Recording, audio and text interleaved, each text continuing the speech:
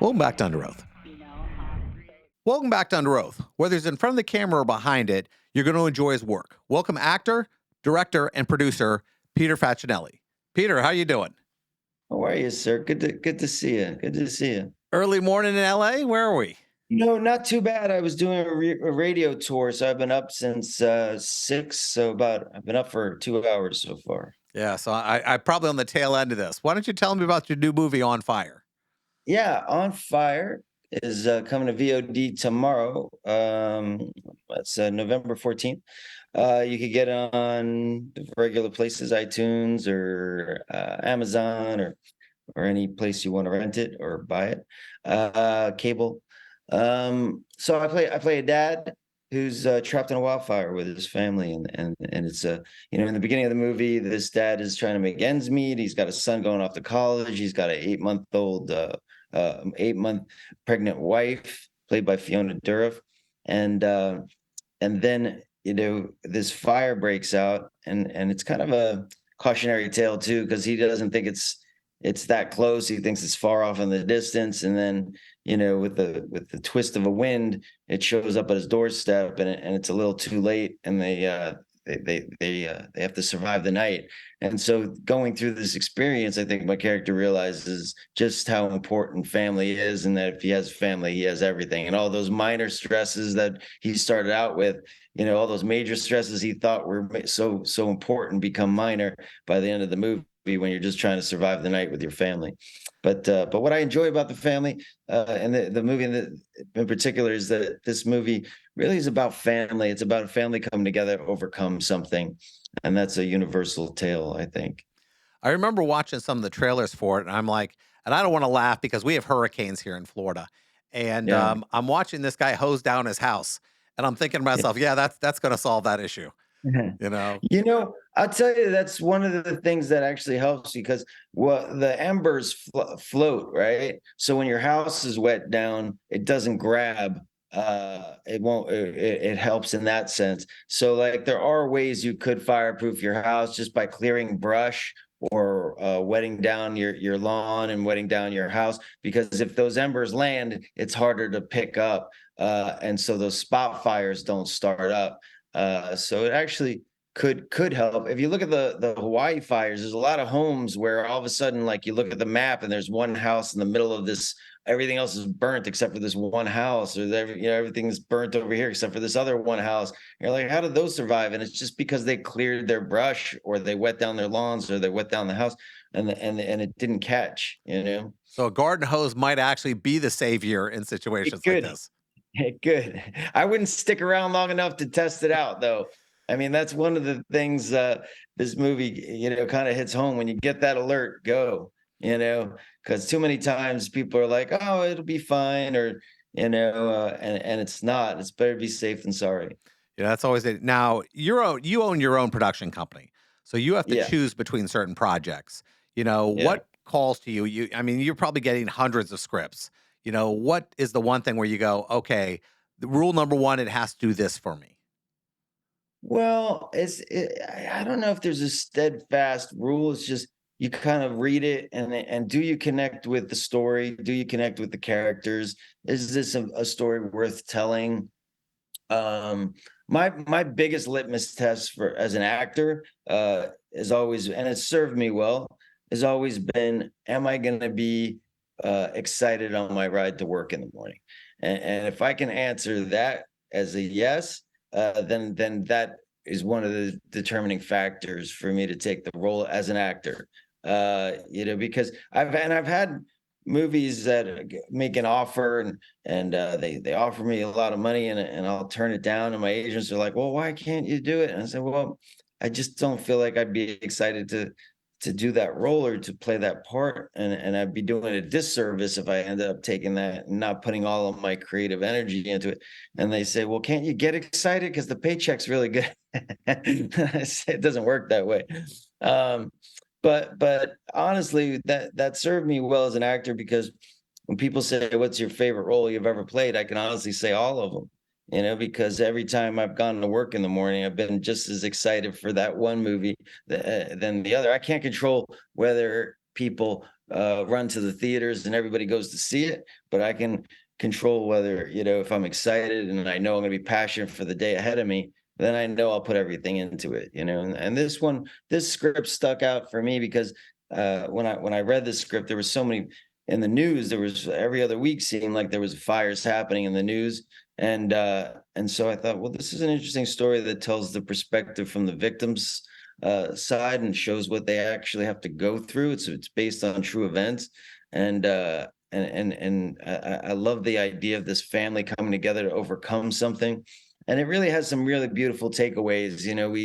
We give tribute to firefighters, we give tribute to 911 operators, and you get this. There's a whole arc of this 911 operator that's helping us through the night, that show just how difficult their jobs are. The 911 operators aren't the first ones. They're not running into the burning building, but they have other people's lives on their phones. And, it's a very stressful job. A lot of times they go home, don't know if the family's made it out, don't know if the family's okay, and they have to go home not knowing, and go to sleep that night not knowing a lot of times, and just kind of leave their job at the door. So it's a very mentally challenging job to have, and we give tribute to them and show a little bit of what they go through. And yeah, at the end of the film, we really try to leave off with a message of hope. You know. The one thing that always throws me is when an actor decides he goes, okay, now I'm going to direct, I'm going to produce it, I'm going to do everything else like that, rather than just show up and do the Yeah, acting. And I'm not saying acting is easy, but when I do somebody else's show in comparison to everything that goes into creating your own show, I mean, yeah. times it by 10. I mean, what compels you to go, you know what? I really want to do everything. Yeah, just honestly, I don't. It's not something that I want to do. Sometimes I have to, like on this film, I actually signed up just to be the actor, to play the lead role of Dave Laughlin and play the dad in the film. And the director ended up getting COVID, and we were too small of a film to shut down. So they asked me would I take over, and I thought, oh, I'll take over for a couple of days while the director, but then COVID, he was down for the rest of the shoot. So I ended up having to direct the rest of it. And then, we went into post production and worked together to create the film you see now. But, a lot of ways, it helps because as an actor, you don't have a lot of control. You give your performance over and then you move on to the next one. But as a director and as a producer, I get to have some say in the story. So I'm able to like give some direction there and also give notes and help carve out the story. And we ended up and this one actually going back and reshooting the ending because I felt like the ending felt flat in the original script. So we went back and shot this more. It's really epic kind of ending, which you'll see when you watch the movie. I don't want to give it away, but it helped tie up a lot of the arcs. Like my son had a better arc because of the new ending, and we put in these wonderful shots of these firemen and left off with a bigger message of hope at the end. So had I not been a director on it, had I not been asked to participate in that way, then I would have just been kind of subject to whatever the film ended up being. And a lot of times you end up being disappointed, So this is a film that I got to see all the way through. I'm very proud of it. I'm proud of the film that we made, and I'm excited for it to get it. I'm excited to get it out to an audience now. Now, there are a lot of actors I know who can't watch themselves. They can't Yeah, watch the work they do. Now, the problem is you're also directing yourself too. So when yeah. because of digital, you can automatically see what you did. How tough is it for you to go back and go, yeah, I didn't do that right. I didn't nail that. I mean, especially when you're directing yourself.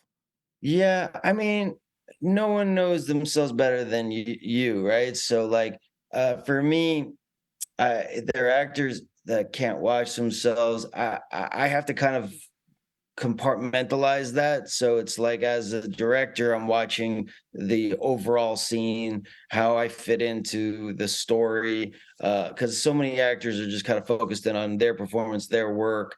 And so when I can't do that.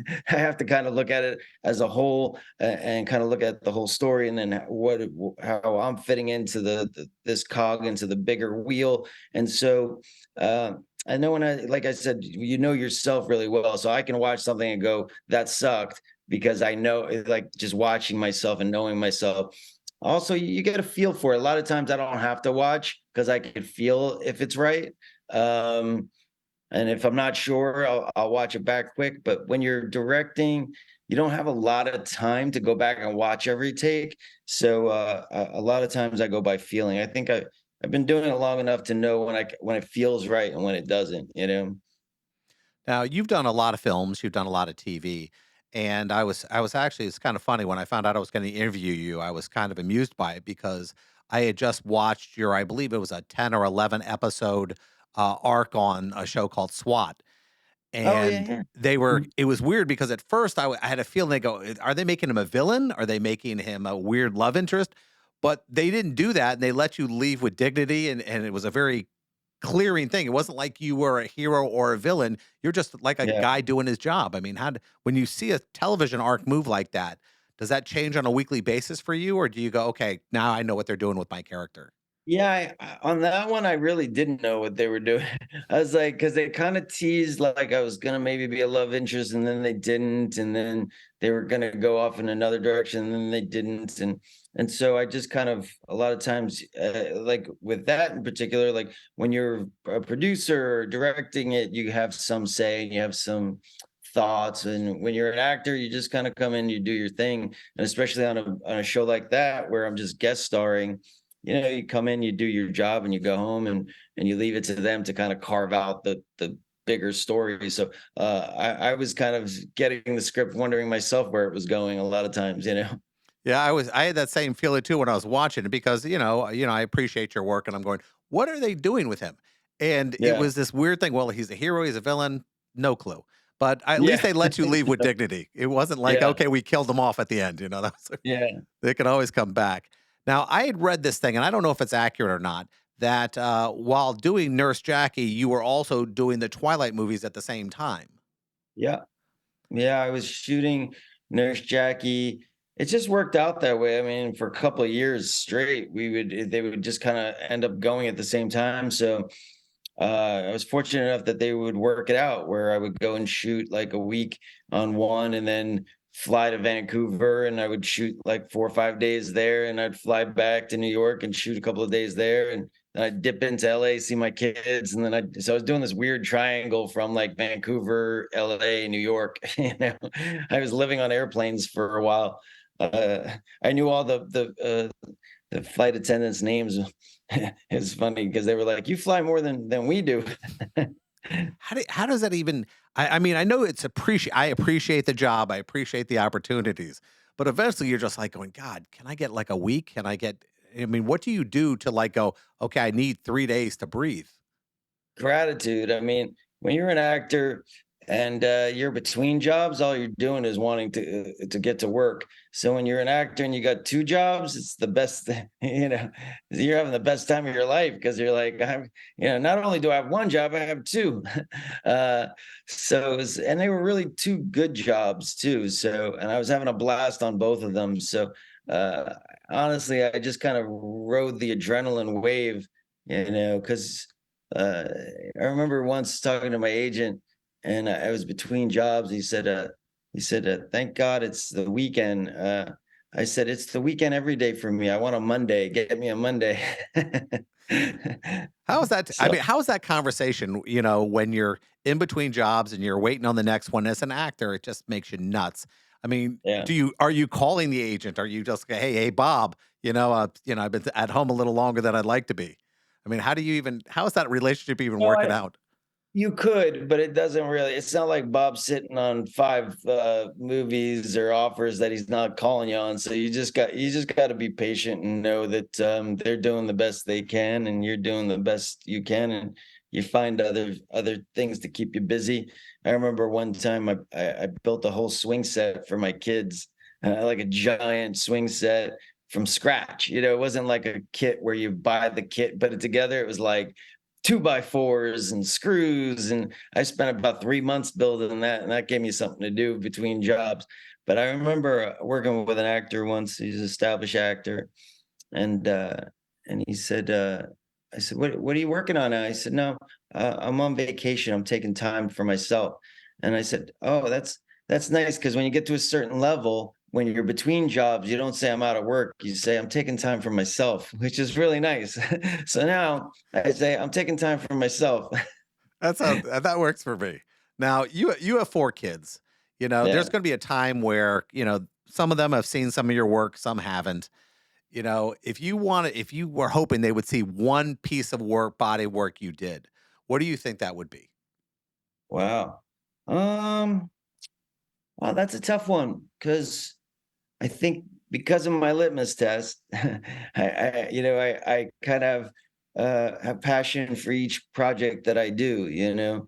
Um, so if I say to myself, I'm excited to go to work in the mornings, then every job that I do becomes my favorite job. And so it's really hard to say this is the one I would show them because I've had the same level of passion for each project I've done. I can honestly say that because when I take on a movie and I say, "Am I going to be excited for the ride to work in the morning?" and when I say yes, then every morning I get in that car to go to work, I bring the same level of passion. So whether the movie comes out and everybody sees it, or a movie comes out and nobody sees it, uh, to me, I brought the same work ethic to each project. So I'd hate to say one or over the other because I put just as much work into each one, you know.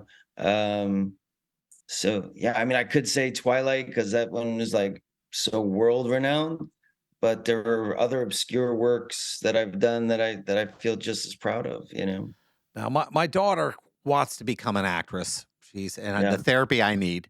Um, and it's so tough to tell her how hard it's gonna be, what yeah, this life's gonna be like. And I know your children, are wanna be in the business, they want careers and everything else like that. How do you even have that conversation with them and say how tough it's gonna be? I know you see my life and you think it's easy, but this yeah, is what your life's gonna look like. yeah. You don't tell them. You don't tell them because honestly, like the the one thing that worked for me when I was younger was I didn't have parents in the business. So uh, telling them I wanted to be an actor is like saying I wanted to go to Mars. It was like it was so foreign to them. But I never had them say I couldn't do it because they didn't know if I could or couldn't do. They were from Italy, so I'm first generation American. So I just went to NYU and I studied theater there, and I didn't know how hard it was to get a job. So then that naivete kind of worked in my benefit because I think if you say something's going to be hard, it becomes hard. If you say, "Oh, this is easy," then it becomes easy. So for me, like I started working before I even finished college, and I've been working ever since. But it was in the beginning. It was mainly because I didn't know how hard it was. So it was just something that I did, and I did out of pure love for doing it. And then I got attention for it, and I didn't have to wait tables and I didn't, I was very blessed in that sense. But I think a lot of times if you set up that hurdle of like, oh, this is going to be really difficult, then in their mind it becomes a difficult process. And then that's how they see it through that looking glass, right? So I wouldn't tell them it's hard at all. Say just do what you love. And if you do it well enough, then it'll be easy. Because if you do anything that you love well enough, then it'll stand out. You know? Well, your movie comes out. It's already been out in theaters and it's coming out on demand on everything from Apple forward. Give me an idea Yeah. where we can see it. You could get on Apple, iTunes, you could get it on Amazon, anywhere that rents movies. So cable, VOD, video on demand. I'm pretty sure it'll be in Redbox. So look for the title On Fire or just put it in your search engine On Fire. It'll come up somewhere. But it's a good movie to watch during the holidays because it's a family overcoming something, and it really has a lot of heart. So it's a good movie to watch with your family. Well, thank you very much, Peter. And I look forward to talking to you again. Oh, thanks. I love your office. That's fun. Yeah, and I look forward to working with your daughter one day. I hope so. That would be a Yeah, really cool thing to be able to do. At least I've my said that. I said that to somebody once. It was at an autograph signing. This girl wanted to be an actress. I said, "Well, I look forward to working with you one day," and we did. Years later, I was on Supergirl, and she was the guest star wow. on the show. Yeah, Yeah. so Well, It's possible. It's possible. I'm you putting know, it it's out. it's it's tough being a dad at the same time, and you're just going, "God, please." And she's trying to decide what she goes to college next year, and I'm like sick over it.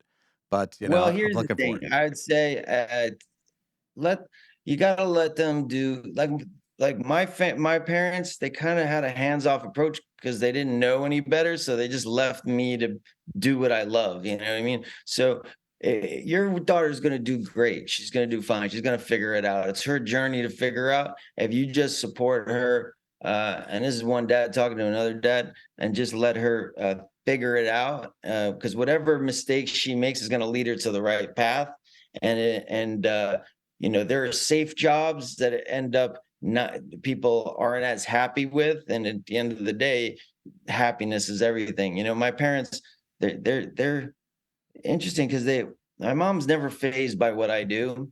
And sometimes I wish she was, I try to impress her, but I can never impress my parents because they just don't know enough about the movie business. I said one day, I'm working with Drew Barrymore. And my dad said, is he nice? So I really can't impress my parents. But my mom always says to me, are you happy? And I say, yeah. And she says, that's good. And she's always happy. If I'm happy, I mean, if I worked at the local grocery store, she'd be happy, if I was happy. So just as long as your daughter's doing what she loves and she's happy, she's going to be just fine. Well, I appreciate that, Peter, and have a fantastic day, man. Thank you. Thank you so much. Talk soon.